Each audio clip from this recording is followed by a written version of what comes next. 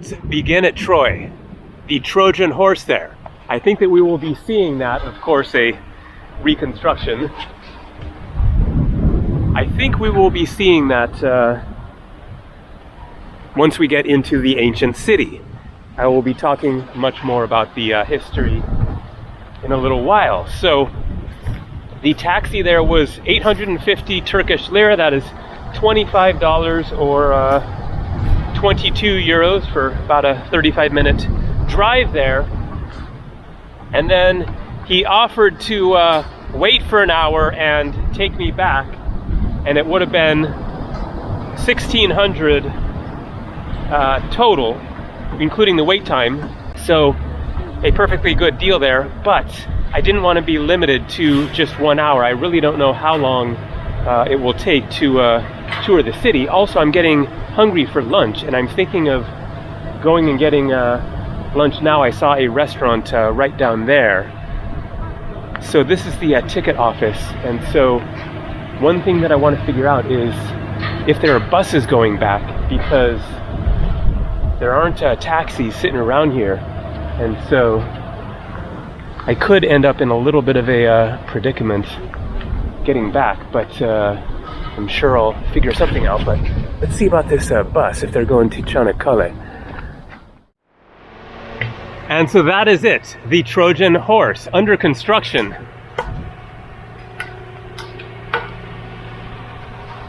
So I wonder if you can normally go inside it. That would have been really cool. So I'm inside the ancient city ruins, and I got some information about the bus. It only runs every 2 hours, so good thing that I didn't, waste too much time trying to figure out when it was leaving Çanakkale. So it is going at 3 and 5. It is now 2:15, which means either I have 45 minutes here, or if there's much more to see and I don't want to leave, then I will wait and catch the bus at 5 and go to the restaurant, which is down the road there. But I'm going to hold off on eating at the restaurant now and just kind of see how much there is to see here. So here we have the Pithos Garden. The large, tall, slender, and somewhat barrel-shaped storage vessels known as pithoi, so I guess those there, represent one of the earliest shapes typical of Mediterranean and Near Eastern pottery. The pithos provided not only cool and safe storage for olive oil, wine, and grain, but served in nautical transport as well. And then you have grinding stones and pestles. So, various remains of the ancient civilization. So let's get into it. Troy, one of the most historic cities in the world, especially this part of the world. So this city has 9 layers. It was destroyed and then rebuilt multiple times. And it was occupied by multiple different civilizations. The Hittites, the Greeks, the Romans. And so on that point, here we have an explanation. Why does Troy have so many superimposed strata? Its favorable position caused it to be reoccupied time and again over more than 3,000 years. Sun-dried mud brick was largely used for building the walls of the houses. Mud bricks, scarcely known in Europe, are the normal building material in the Near East. And so here you have the various layers. So 3,500 BC. And so that 3,500 isn't 3,500 years ago. That is 3,500 BC. So 5,500 years ago is the earliest evidence of human inhabitation here. And then 3,000 is about when a city that you could refer to as Troy actually developed. And then here you have 2,000, 1730, 1500, 1190, 1,000. Homer, 720 to 700. Xerxes, Alexander, so Alexander the Great was here. Augustus, Roman Caesar. So you have the northeast bastion, Troy 6th. So that refers to the 6th layer starting from the bottom. 1, 2, 3, 4, 5, 6, 7, 8, 9. Troy 6 again, the east wall. The Temple of Athena, Troy 8 to 9. The south gate, Troy 6 again. The Odeon, Troy 8 to 9. So I assume that most of you have heard of the Trojan War, made famous by the writer Homer in his books, the Iliad and the Odyssey. Wow. Okay, here we go. Ilios or Walusa were other names for Troy. You are now standing on the remains of the outer wall of the Greek and Roman temple precinct, which was built in the 3rd and 2nd centuries BC, so Troy 8. In front of you lie the fortifications of Troy Ilios. You will recognize the east tower, the east wall, and behind them the palaces, all of the Troy 6th period, so 1700 to 1250 BC. On the fortification wall, you can see remains of Troy 7 houses, the east wall and gate, late Bronze Age, the east tower, the palaces. So, Homer wrote of the Trojan War, and in his books describes the warriors coming back from the war and gives very specific information about where the city of Troy was. So the Trojan War is believed to have occurred in around 1200 BC, so 3,200 years ago. Now, for a very long time, then, it was believed that Homer's account of this legendary war was fictitious, that it was just a story that he made up, I guess, and that it did not refer to a specific actual city that existed in history. And then in the 19th century, then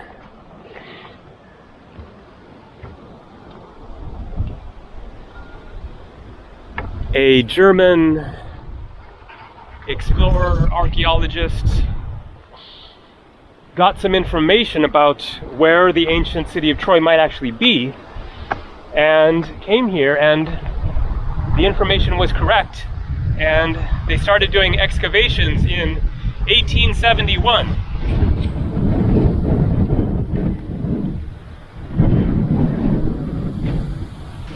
In the course of the excavations and going through the evidence, then they finally concluded, okay, yes, this is the real city of Troy that was referred to in Homer's Iliad and Odyssey.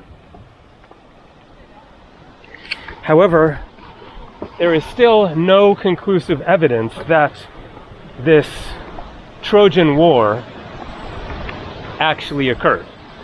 There's no evidence against it occurring, but it isn't able to be substantiated that yes, this Trojan War as described by Homer did actually occur. But considering that the city has been discovered and that Homer was so specific about so many different details of the war and the warriors and the journey there and back and all that, then it certainly seems very likely that some sort of a war along those lines occurred. And so, of course, part of the legend is the Trojan horse. So,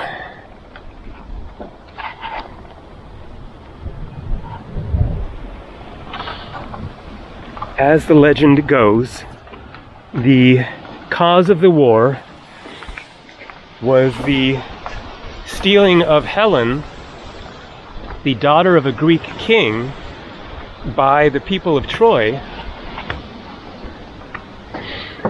And they brought her back here. And then the king said to his Greek, army, we're not going to let this stand. Let's go conquer Troy and regain his daughter Helen back. Now, incidentally, the Greek name for Greece is Hellas, and it is referred to in English as being Hellenic. And this name of Greece comes from Helen. However, from what I've learned online, then it is not the same Helen. The country name Greece, named after Helen, does not refer to Helen of Troy. It refers to another Helen who was a male. So that is just coincidental. The building in front of you is a megaron, a long, narrow structure with a vestibule and main room that is a forerunner of the Greek temple plan.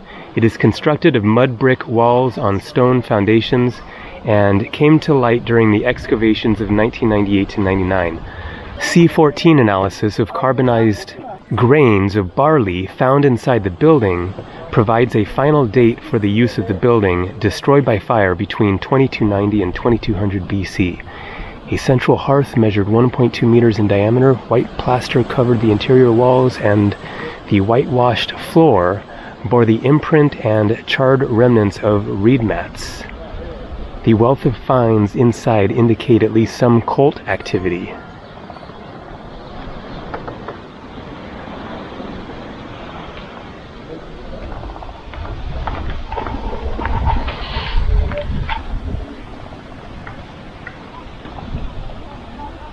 Troy 1 Fortification Wall. Here you can see a section of the fortifications of early and middle Troy 1, together with a tower-like projection. Troy 1 was built around 2920 BC. And so, continuing with the story of the Trojan War, most know the basic, plot, but the Greeks decided to sail here across the Aegean and attack Troy, and they laid siege to the city, which took a very long time to eventually conquer. I think it was about a decade, and they still weren't able to capture it. And so then the Trojan horse comes into the story, in which they decided who came up with this idea. It was a sort of foolish genius concept of, let's build this wooden horse and leave it outside the gates of the city and leave and act like we're leaving and leaving you this gift. And yet they hid their soldiers inside the Trojan horse. And so when the people of Troy saw this supposed gift outside and wheeled it in, then in the night the soldiers came out of the Trojan horse, and in reality then the army had not retreated, they had just moved out of sight and then moved back closer in the night, something like that, and were ready to go. And so the soldiers inside the Trojan horse got out and then were able to open the gates of the city and allow the Greek army to then come inside, and that is how they finally actually conquered the city of Troy and got Helen back. Troy, the second palace, Within the total stratification of the Troy Mound, the sequence of layers that make up Troy 2 occupy roughly 3 meters. I guess they're referring to that being kind of just the leftovers of a palace wall, something like that.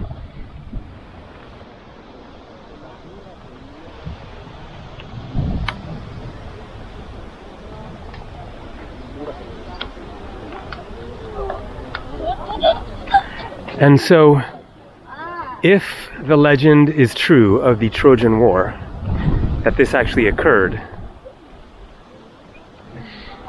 I guess that the evidence lacking to support it is that that time period corresponds with one of the many times that the city was destroyed. Maybe if there was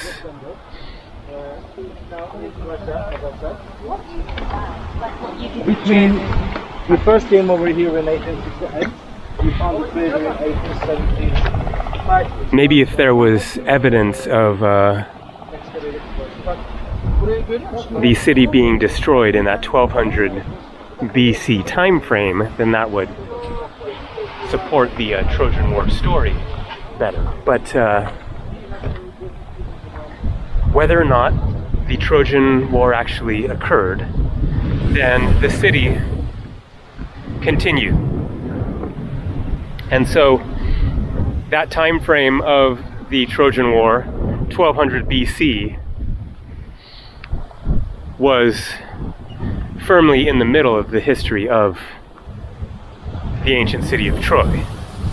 And so if this war did in fact occur, then maybe it wasn't destroyed to the extent that this would have been noticed in the rock structure. Maybe it was, burned, wooden structures burned, etc., and then the residents rebuilt afterwards, such that they didn't have to start from the ground up and begin a whole new layer of the city, as has occurred 9 times, as I mentioned. And so the Trojan War is just a millisecond in the very long history of this city for 3 to 4 millennia. So Troy 8 to 9. And so here we're looking at the top layer of the city. In Greek and Roman times, Troy was an important religious center, as we know from the ancient sources and from the excavation results. The sanctuary in front of you was founded as early as the 8th century BC. It was dug into the ruins of the lower town of Troy 6 and 7 and was surrounded by a wall. It remained in use throughout the Hellenistic period and long into Roman imperial times, although with many modifications. The course of the walls surrounding the sanctuary was also altered a number of times. At the center of the upper part of the sanctuary is a limestone altar constructed in the late 7th or 6th century BC. The sanctuary suffered severely in the destruction of Ilion by the Roman commander Fimbria in 85 BC. As part of a later reconstruction, probably begun during the reign of the Emperor Vespasian, AD 69 to 79, a new altar was built at a higher elevation.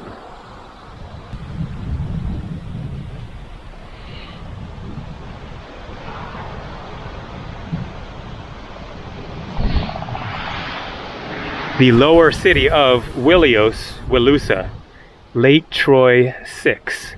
Before you lies the lower city of Late Troy 6, 14th to 13th century BC, located outside the citadel walls to the west. Following the earthquake that marked the end of Troy 6, destroyed by an earthquake, the citadel gate was closed off and the course of the streets altered. Reconstruction of the terrace house. Roman bath, the Odeon, the south gate, the Bouleuterion. So I have 20 minutes left until the bus leaves at 3, and I'm thinking that I might just go ahead and go for that and not be sitting around at this restaurant for, you know, an hour and a half, 2 hours or whatever.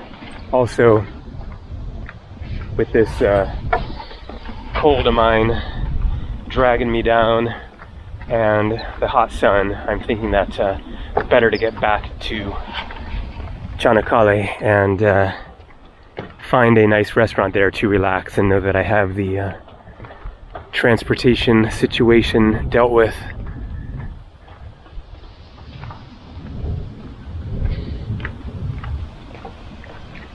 The Odeon, Troy 9. So the most recent layer of Troy. Before you is the Roman Odeon, a small theater where concerts, lectures, and other events took place. A statue of Emperor Hadrian found in the Odeon of Roman Ilium. Amazing. Beyond it you see the fortification wall of Troy 6 and the single column surviving from the large pillar house of the same period. Behind you stand the partially excavated remains of baths from Roman imperial times. The baths, the Odeon, and the nearby Bouleuterian council chamber all lay on the fringes of the Agora marketplace. The semicircular orchestra of the Odeon was tied to a stage building that included an over life-size representation of the Emperor Hadrian. AD 117 to 138. The seating capacity was somewhere between 1,700 and 2,100 spectators. Now, that must mean the other one on the other side, I guess, because that's definitely not going to hold 2,000 people there. So I guess that is the remains of the Roman baths.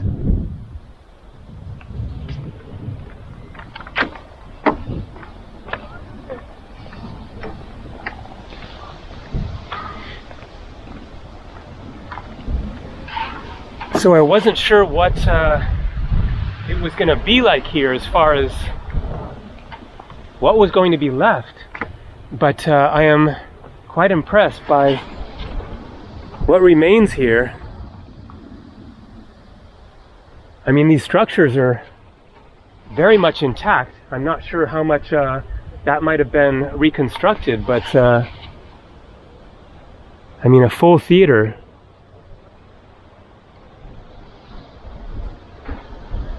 Still, you know, could be used today. Maybe it is sometimes. They built a platform there. The Luwian seal, a biconvex Bronze Age seal discovered in 1995, now represents the earliest securely dated evidence of writing at Troy. It displays in an Anatolian hieroglyphic script commonly employed by the Hittites on seals. On side 1, we see the incomplete name of a scribe. On side 2, that of a woman. It comes from a stratified context, a house of Troy 7, around 1130 BC. What is remarkable about the seal is the material. It is bronze, whereas most seals of this period were carved in stone. Side 1 carries a man's name. It wishes the bearer of the seal good luck. Side 2 clearly bears the symbols for good and woman.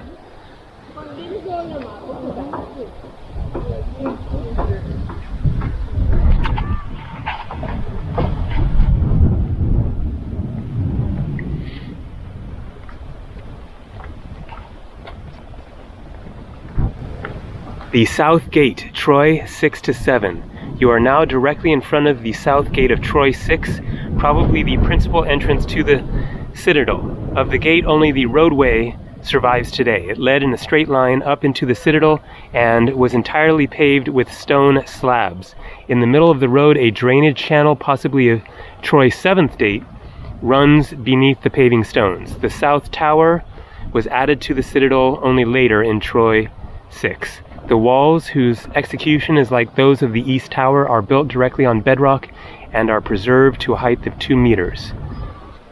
So you can see a drawing of what the city walls and gate might have looked like.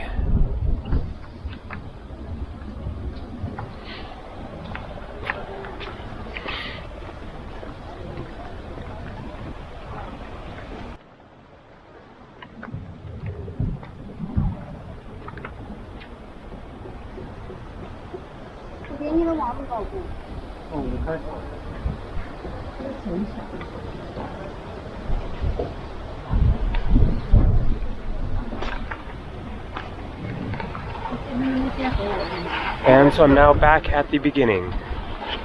So it is just this circular route here going around the ruins.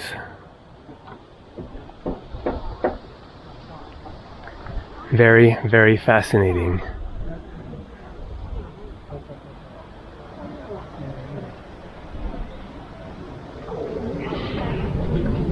Many places around the world have many layers of history, but it isn't often the case that you can literally peel back the layers of civilizations that lived in the same spot and literally see this civilization was here, the Hittites, and then boom, earthquake or war or fire or whatever, and you know, destroyed, leveled, and then start the next layer, and then the Greeks, the Romans.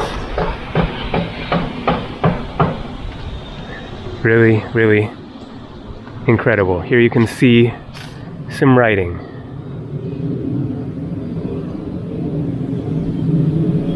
I think that might be Greek.